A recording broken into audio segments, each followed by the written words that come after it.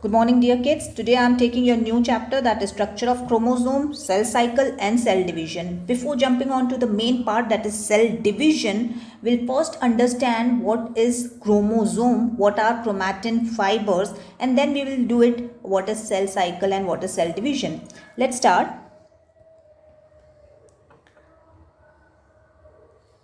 Now my dear kids, what are chromatin fibres? जब आपका cell एक रेस्टिंग स्टेज पे होता है, जब सेल डिवीजन नहीं होता है, सेल इंटरफेस स्टेज में होता है, then you can see the long network of very long dark thin fibres.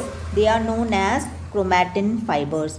ठीक है. As now the cell when it goes into the first stage of cell division, जब cell division का process होगा तब यही बहुत ही बारीक बारीक thin threads जो हैं वो आपस में condense हो जाएंगे, और जब ये condense होंगे तब इनको हम लोग नाम देते हैं chromosome. I'll show you the pic.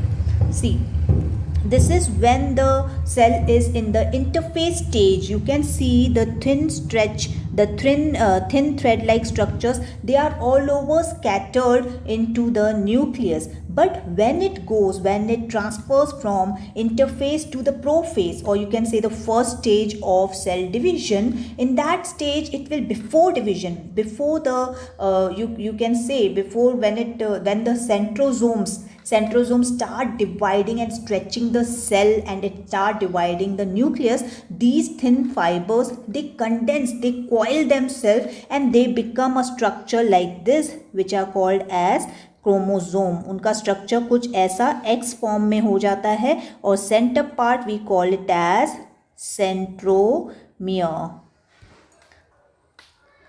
Now, as I said you that these chromatin fibers, when they enter the first stage of division, before entering the first stage of division, these chromatin fibers they convert into chromosomes.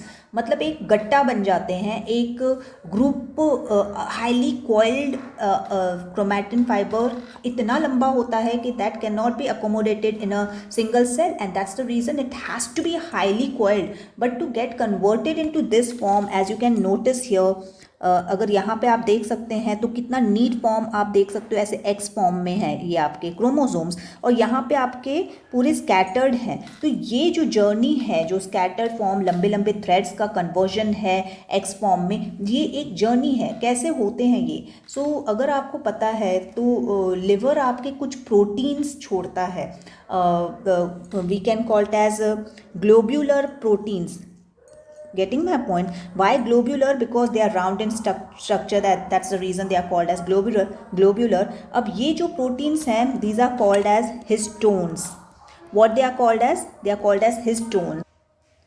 So now that we have this globular protein which is given by the liver, हमारे blood में है, तो ये क्या होता है, ये आपस में क्लस्टर अप करते हैं, ये ग्रुप बनाते हैं, और ग्रुपिंग भी ऐसा होता है कि दे ग्रुप अप 8 प्रोटीन्स टुगेदर. आप देखोगे कि 8 ग्लोब्यूलर प्रोटीन्स साथ में आ रहे हैं और एक बॉल लाइक स्ट्रक्चर बना रहे हैं, और उसके ऊपर कॉइल डीएनए है, उसके ऊपर कॉइल डीएनए है. ये जो पूरा स्ट्रक्चर है जिसमें आपको 8 हिस्टोन्स, 8 प्रोटीन्स, और उसके ऊपर जो कॉइल डीएनए आता है उसको बॉल लाइक स्ट्रक्चर बनाता है, that is called as nucleosomes.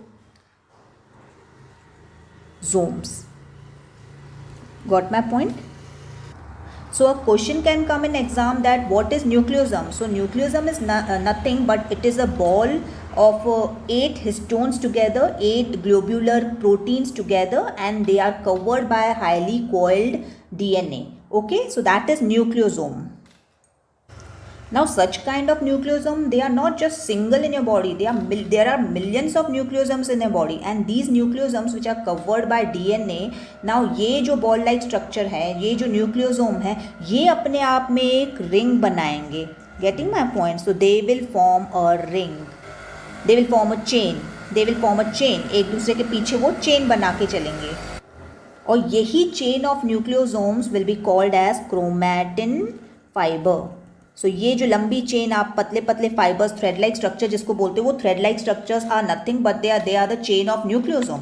So you got the point कि पहले हमारे बॉडी में जो प्रोटीन्स हैं, जो हिस्टोन्स हैं, उनकी ग्रुपिंग होते हैं 8 के, उनके ऊपर डीएनए का कॉइलिंग होता है, that is called as nucleosome. And nucleosome को जो चेन बनता है, न्यूक्लियोसोम का जो चेन बनता है, that is nothing but your chromatin fibre. So now this chromatin fiber has been formed.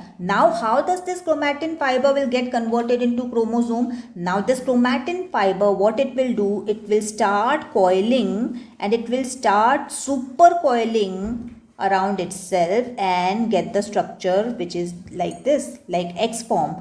Got my point? And this will be called as chromosome. So this you can make it out the complete chain or complete diagrammatic representation of how the chromosome is formed from the chromatin fiber and DNA. So you can see here, I'll mark it red so it is better. We can see here histones. Yes, it is written histones here. Then histones, they are covered by DNA and they form a ball which is called as nucleosome. And nucleosome then forms a chain. Getting me? That chain is nothing but the chromatin fiber. That chromatin fiber gets highly coiled. You can see here, this is nothing but the coiling of chromatin fiber over and over again to form this condensed structure which is known as chromosome. So are you clear till here? Okay, how the chromatin fibers are converted into chromosomes? Yes, let's start with next.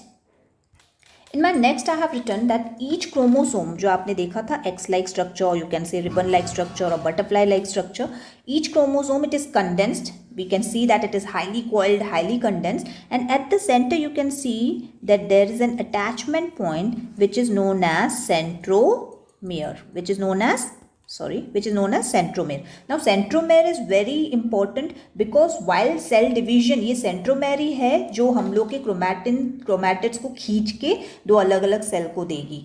Getting my point? So centromere का function है, it helps in cell division.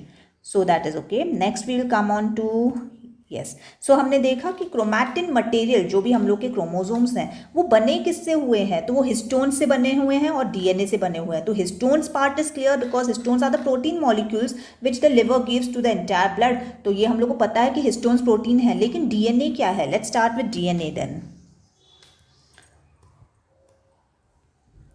Now what is DNA? DNA आपका जो body में present रहता है, that structure, वो हम लोग का highly, again it's a coil structure and you can notice that there is a double layer here. So these are called as double helix. ये क्यों होते हैं double helix? क्योंकि इनको अपने duplicates बनाने होते हैं. At the time of cell division they have to duplicate themselves ना, उनको 2 DNA करने होते हैं. So that's the reason they are double helix. And it is a single, अगर आप DNA का structure देखोगे तो ये बड़े बड़े molecules हैं. So they are macromolecules. Clear? तो डीएनए का स्ट्रक्चर कैसा है? जैसे हमने देखा कि क्रोमैटिन फाइबर्स जो हैं वो हिस्टोन और डीएनए से बना हुआ है और क्रोमैटिन फाइबर कंडेंस हो के न्यूक्लियोसोम बन के चेन बना के एक क्रोमोसोम बन जाता है जो सेल डिवीजन में आधा आधा एक सेल को मिलता है. Getting my point? But DNA का स्ट्रक्चर कैसा है? Let's see. अब डीएनए जो बना हुआ है, आपको मैं स्ट्रक्चर दिखाऊंगी तो शायद आपको समझ में आएगा. डीएनए जो बना हुआ है ये आपका बना हुआ है एक अपना, जैसे हम लोग बोलते हैं phosphate, then you have sugar and then you have one nitrogenous base. ये 3 चीज़ें मिली हुई हैं. If I can just read it out for you so that it. Now DNA is composed by repeating nucleotides. तो जिस 3 चीज़ों की मैं बात कर रही हूँ कि डीएनए बना हुआ है, किस किस चीज़ से? Phosphate, sugar and nitrogenous base से बना हुआ है. और ये 3 चीज़ों को जब हम मिलाते हैं तो that is known as nucleotide. ठीक है. और न्यूक्लियोटाइड हम लोग के अरेंज किए हुए हैं, जैसे आप एक स्टेप या सीढ़ी देखिए, अगर आपने वुडन सीढ़ी देखी है तो रंग्स होते हैं उसके बीच में. What are rungs? वो जहाँ पे हम लोग चढ़ते हैं. So those are rungs. अगर ये ध्यान दें तो ये आर रंग्स. तो दीज, जैसे डीएनए है तो डीएनए का स्ट्रक्चर भी कुछ इस तरीके के हैं, बीच में आपके रंग्स हैं, तो वो रंग्स जो हैं वो मेडअप है न्यूक्लियोटाइड से।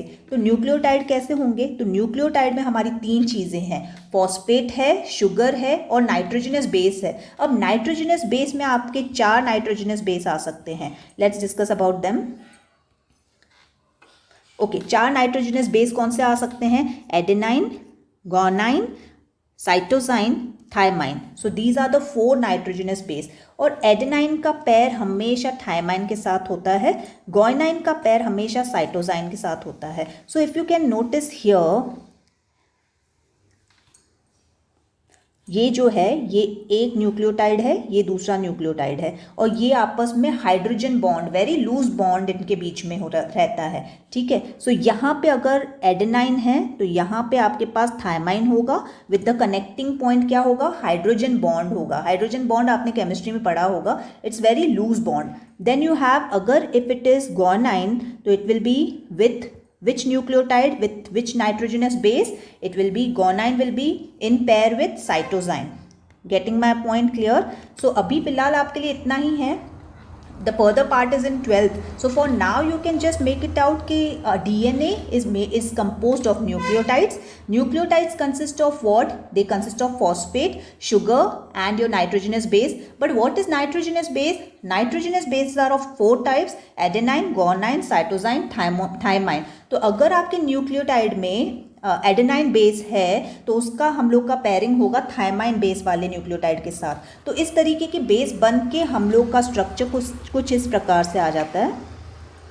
Getting my point? So if it is here adenine, here will be thymine, if it is here cytosine, here will be guanine. So this is a combination of making, ठीक है। सो इस तरीके से double helix structure आपका form होता है, which is called as DNA. So is the DNA structure clear?